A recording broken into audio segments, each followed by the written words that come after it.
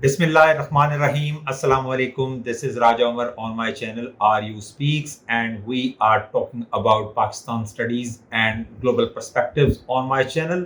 And these days we are discussing the history topics and the global perspectives. And now I am switching to global perspectives to geography. And we have left with only 3 units now, that is trade, transport and communication, and the last one, that is the population and employment.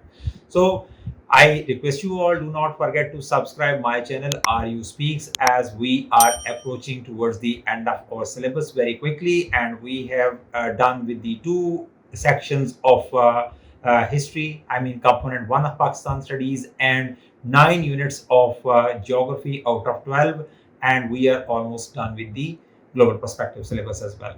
So we're going to start the today's lesson, that is the unit of trade, geography, I mean the environment of Pakistan, paper 2 of Pakistan studies. Now the unit is trade. Trade, a building block of economy. Trade establishes links between the interdependent economic activities, enables regional specialization, and provides employment in the tertiary sector. It involves the exchange of primary goods, the raw material, capital goods, the machinery or the infrastructure of the industry, and consumer goods, the products for the end users, I mean for the people. So this is all what we call it, the activity of trade. We'll talk about the certain terms given over here, I mean the regional specialization and the employment in the tertiary sector and the primary goods, the raw materials. We will all discuss these ones. And this is what we call the definition. Now here we have the benefits of trade, and the point number 1 is the same one I was talking about, the regional specialization. So benefits of trade, that how do trade benefit people, or how does it become the beneficial for the people and even for the economy. So specialization enables countries to focus on producing goods where they have comparative advantage. For example, if I talk about Pakistan has certain advantages regarding carrying out international trade or to increase Pakistani exports of certain products. Number 1, for example, whatever the products Pakistan is producing regarding cotton textile, they are of superb quality and they are recognized all around the world, and the world knows that Pakistan is producing the best quality cotton products. So it means that Pakistan has got specialization in the production of cotton textile. On the other hand, sports goods, that is really very important sector of specialization of Pakistan. Everyone knows around the globe that Pakistan is producing best quality sports goods. Specialization goes to Pakistan and goes to Sialkot city. So in the same way, the hand woven carpets of the northern areas of Pakistan, they have got the global recognition. They are being considered as the specialized product of Pakistan. Then the basmati rice of Pakistan, that has got the global recognition, and it is considered that the rice Pakistan is producing, that is of best quality and it has no match around the globe, and Pakistan has got the rice crop production specialization of that crop. So this is, I've given you about 3-4 examples of specialization, that how to attain specialization. For example, if I give you one example of the international specialization of some other country, Japan, I mean producing best quality electronics, right? Now in the same way, now China is also taking over of that products. But if we talk about the electronics products and also keeping in view the quality, then you are supposed to be with Japan, that Japan is producing the best quality electronics, and it means that Japan has got the global specialization in producing those products.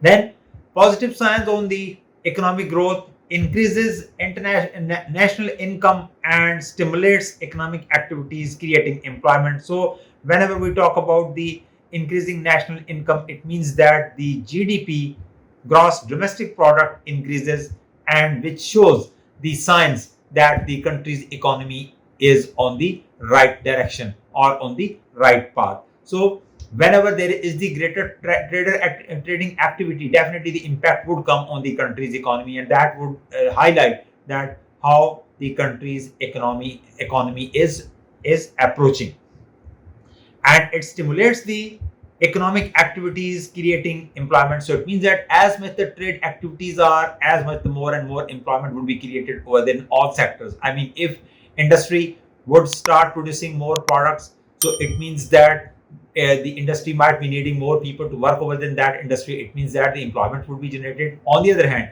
when more products would be produced over there, then more products would be supplied to the market, and more trucks and drivers and helpers, they would be needed in the tertiary sector to supply those products to the market. Then in the market, there would be the more trading centers, and in more trading centers there would be more and more people would be employed over there to sell those products to the people. So in this way, it would be a greater chain to create more and more employment. So more trading activity, more employment generation in the country. So then development, foreign exchange earned can be spent on capital goods for industrialization.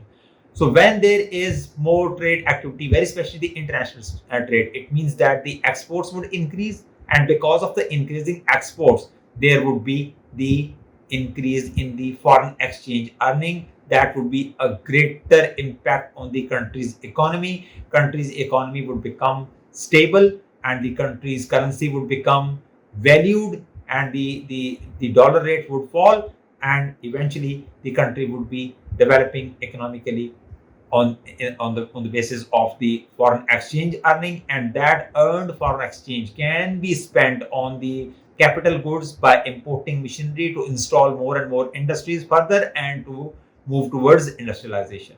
So that is again a chain towards the industrialization. Then technology transfer, when these machines, these capital goods would be imported from the other countries, they would be installed over here, and that would be bringing up technology to Pakistan, and that would be having further greater impact on the Pakistan's economy. As we know that previously, what we have seen in the past, about 30 years back or 35 years back, we have observed that if there was going to be the construction of one road in some area, it might be taking years to complete that road. But now, because of the transfer of technology, the modern machines are up over here, and constructing those roads, they are really very quick, and it means that the things move towards development. And in the same way, when the machinery comes over here in the country regarding industrialization, more and more industries would be established, and up to date and really advanced technologies would come to Pakistan, that would be having the greater impact on the products production would be even faster. I mean, more and more products would be made, and even the quality of the products would increase drastically. So that is, you can say, the very very positive impact towards the technology transfer, flow of capital and information technology from developed to developing countries, having the greater impact because of the trade activities, the benefits which come to the through trade, that the transfer of technology would be having the greater impact on the country. Pakistan's trade challenges. Now, what issues Pakistan is facing? I mean, we're going to discuss the problems of Pakistani trade, that what sort of problems we are facing while carrying out trade with the other countries, or what sort of competitions we are facing, or what are the issues within the country that we are unable to increase our international trade, I mean exports. So number one factor is export limitations. We have really very limited exports. I mean, very few products we are exporting. Cotton textile, then we are exporting rice, we are exporting carpets, we are exporting sports goods, we are exporting surgical goods, we are exporting fish, and that's it. So it means that now very limited regularly exported products we have. So it means that at any time, due to certain reasons, for example, if I give you one example, if God forbid, if there is flooding in Pakistan during summers, those floods may destroy the cotton crop over there in the fields, and that would be having a disaster for the cotton textile exports around the globe. So Pakistan would be suffering a lot. So it means that we are really very limited exports over here in Pakistan, leading to a greater trade challenge for us. Number one, dependence on few agro-based commodities. As I told you, cotton textile industry depending on cotton crop, rice depending on rice crop. So it means that whatever the products we are presenting to the market internationally, what we have seen that they, number one, they are agro based. I mean that they are not technology based, they are not mining based, but they are depending on agriculture like cotton textile, like rice. So it means that we are depending on very few agro-based items to be exported to the world. That is a big challenge for Pakistan's global trade and economy. So vulnerability to natural disasters affecting yield, as I have just talked about, that if there are floods or if there are droughts, then the Pakistani agricultural products might fall drastically, would be having the bad impact on the products production over there in the industry, and really even bigger loss to the economy in the form of decline in the exports. Then power cuts halting industrial production. As you know that we are having the power crisis over here in Pakistan, load shedding issue, and when there is less production of electricity, then the industries they shut down, and because of the shutting down of the industries, the production halts, and halt. But because of that decline in the production, definitely number one thing that comes up, that is the decline in the exports. Number two, the high production cost. I mean, if there is less production, definitely the cost of production would be higher, and that would be having the negative impact on the economy. And when those highly cost products would be placed in the international market, they would not be picked by the international community, and Pakistani exports would decline. So, greater blow. Then child labor concerns affecting sports goods exports. As it is said by the international community, by the Human Rights Commission, that Pakistan is using child labor over there in the sports goods industry, and that's why they have imposed certain trade sanctions or trade barriers over on Pakistan, like embargoes and others, that Pakistan might not be using child labor if Pakistan wants to have the increase in the exports of these sports goods like football stitching or other products which are being made through child labor over there. So this factor of child labor is again a greater issue for Pakistani exports, very especially the sports goods and even the surgical goods as well. So these are the export limitations, that these all factors they are limiting Pakistani exports, and they are the factors leading to decline in the Pakistani exports. And because of this, the Pakistan economy is under threat. So market access issues. This is the second one. Number one was the export limitations over here, and now we're going to talk about the market access. Import tariffs by European Union countries on Pakistani textiles.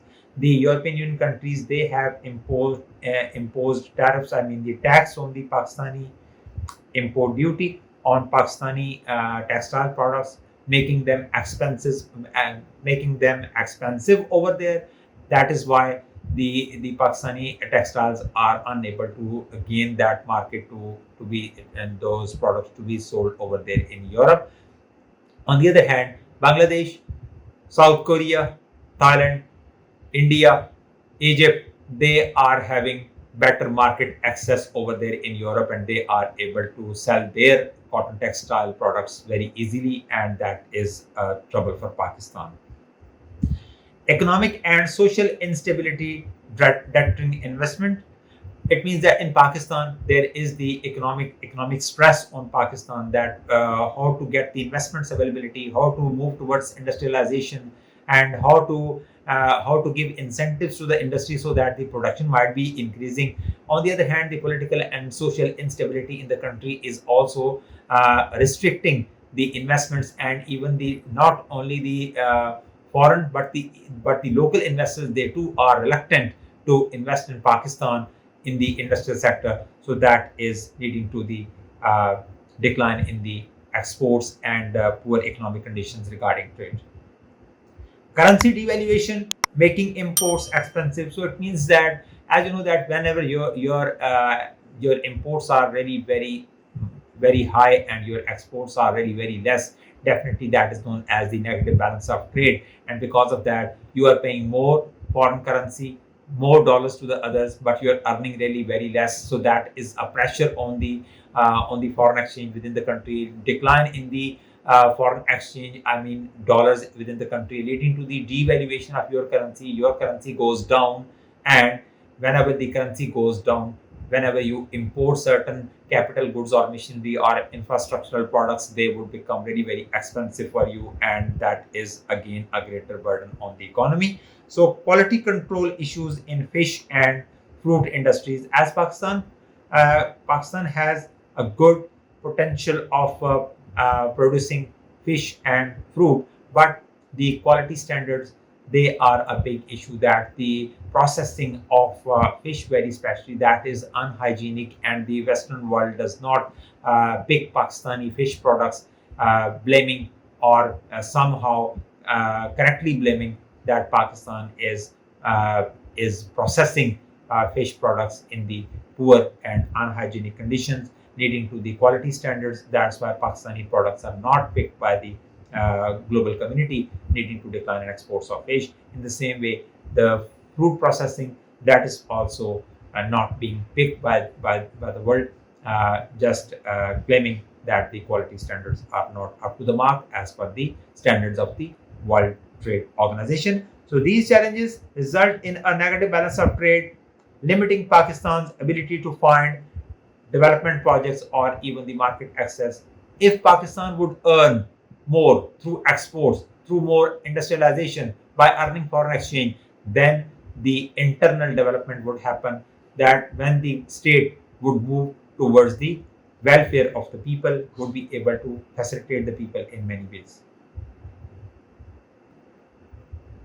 Pakistan's major exports. That what are the major exports of Pakistan? Number one, that is the primary goods.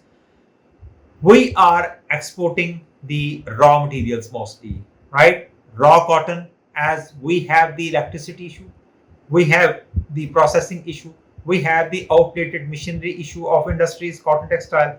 That's why we are unable to process whole of the raw cotton present within the country. So just to export rather than the finished goods like cotton textiles or the ready-made garments, we are simply exporting the raw cotton to the world, as we are unable to process all. So fruits, we are exporting vegetables to the Middle East, fish and leather. So these are the primary goods which we are exporting, and those countries, they are processing these primary goods by themselves to make them finished goods. Then processed goods, I mean the semi-finished, cotton yarn, I mean